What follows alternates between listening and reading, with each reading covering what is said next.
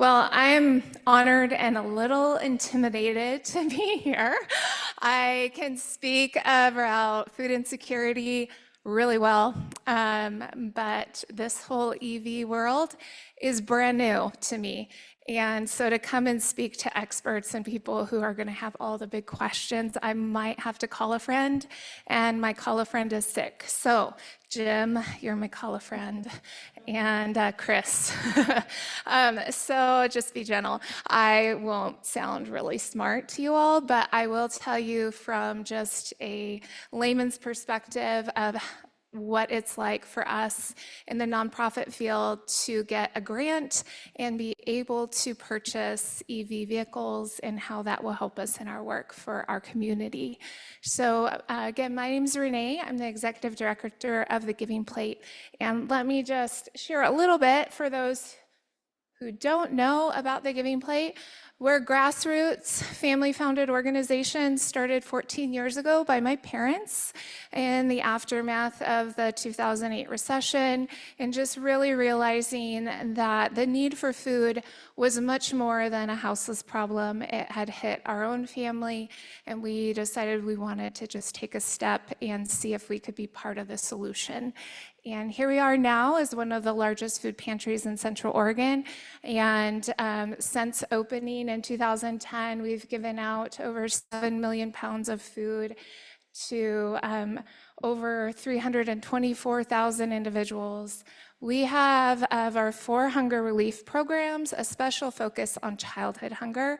That is our niche and passion. Kids can't change their circumstances, so we're going to champion them so they don't have to feel hunger. And so our grocery program is a program that serves all Central Oregon. It provides groceries to families who are food insecure. Just a little stat for y'all, because many often don't understand this. 94% of the people we're helping are housed and doing everything they can to stay that way. We really believe that we get to be part of the solution to the houseless problem in our region by offering help and hope through food.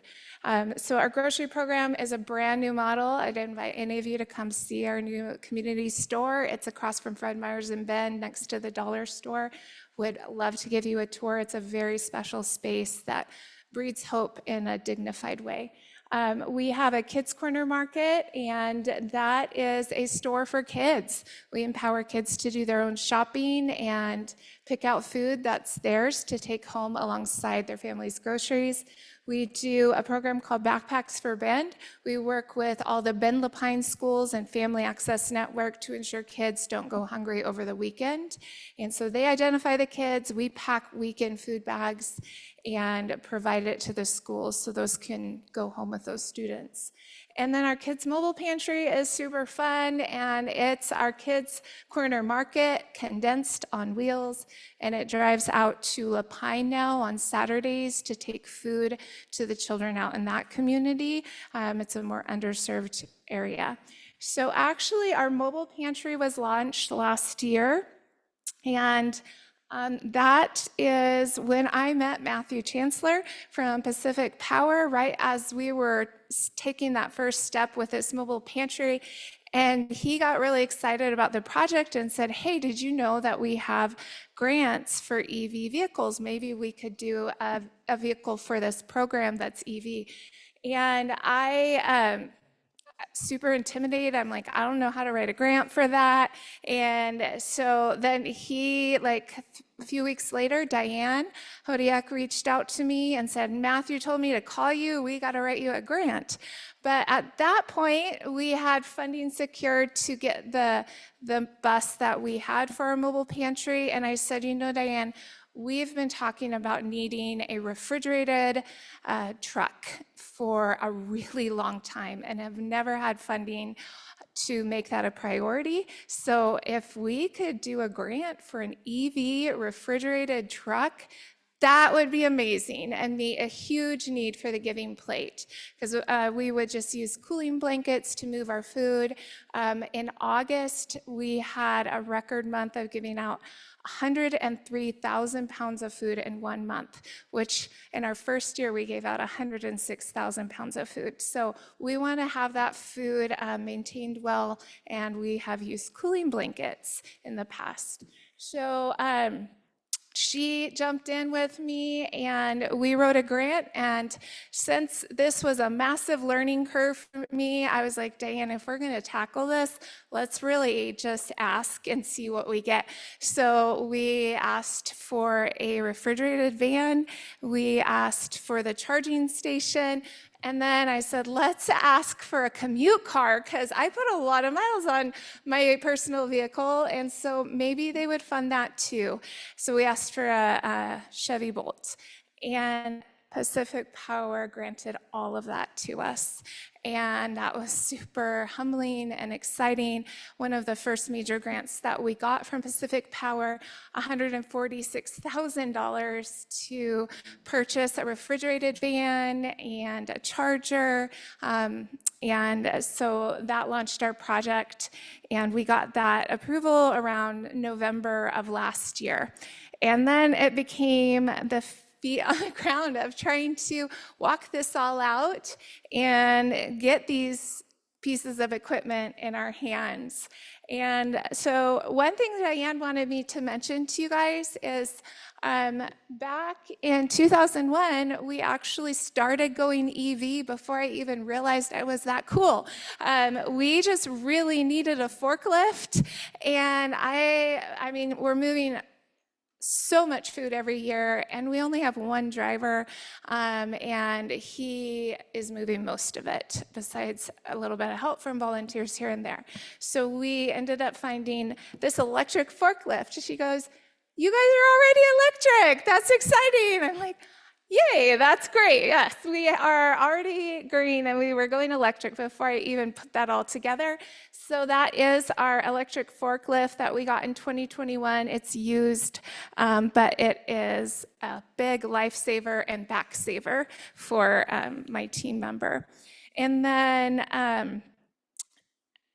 this is the charge point charger that we installed, and Jim Burness with National Car Charging, right? Yeah, he helped us find this charger and get it through ChargePoint. Matthew, who just spoke, was our electrician who installed it for us.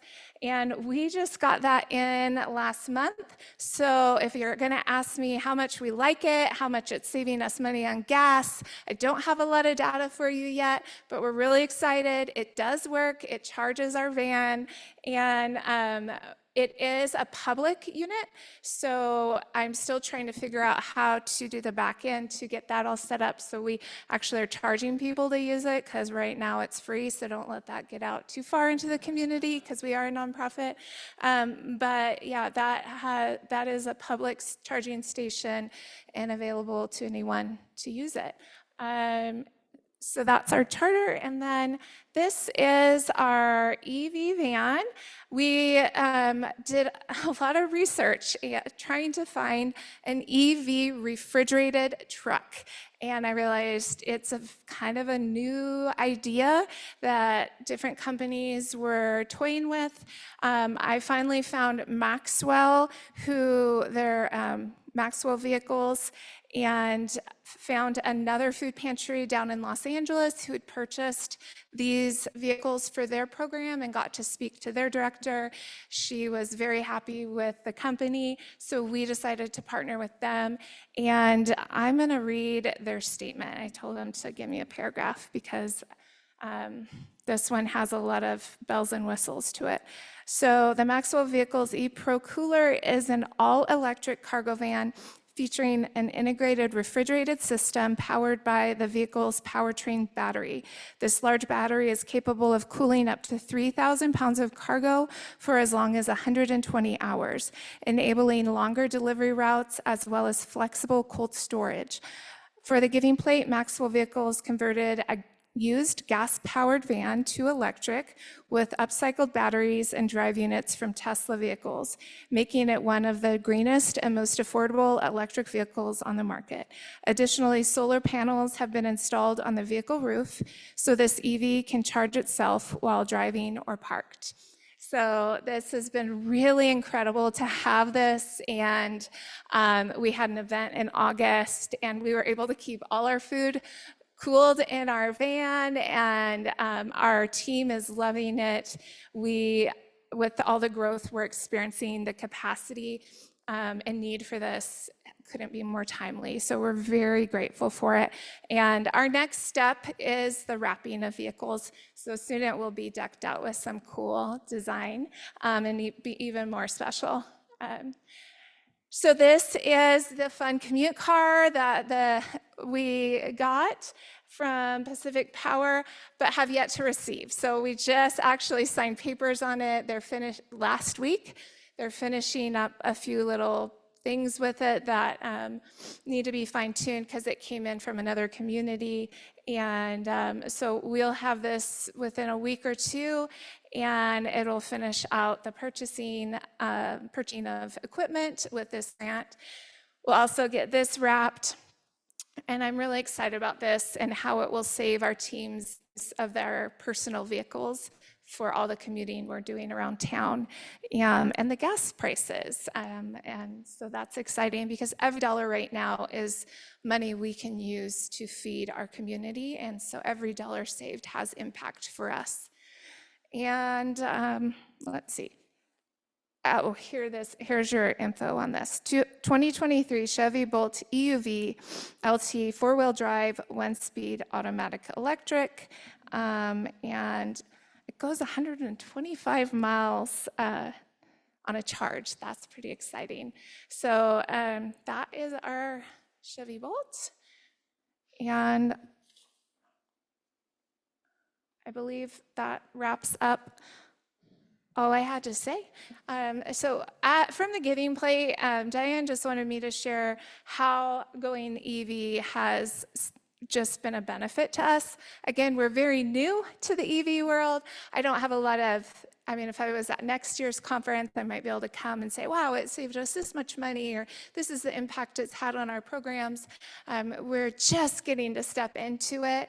I know it's met a huge need, a longstanding need that we've had for having refrigerated vehicles, saving on gas prices, and just going green. And fueling our environment in a better way as we are committed to fueling one another, our neighbors, and ensuring our neighbors have the fuel they need to live healthy lives. So, all right, this is the dangerous questions.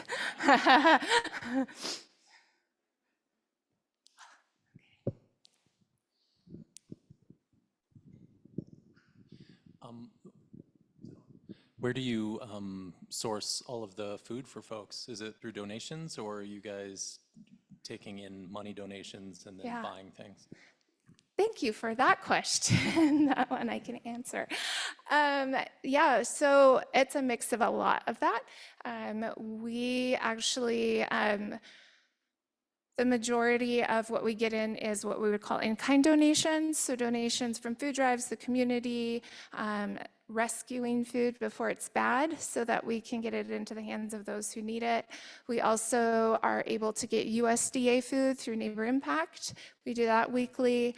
And we're spending, because of the growth since we launched our community store in April, where our guests can come in and shop, we have grown by 45% in the number of families we're serving, and our donations have flatlined. And so we have had to increase our spending in belief that as we come into the year end, the community will be generous and help us continue our work.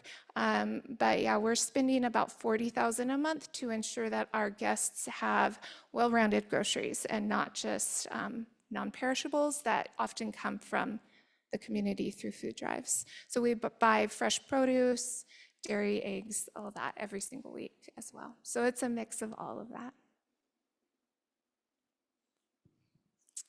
Well, thank you. You guys were very kind to me. But we're super grateful for this. Thank you, Ranae.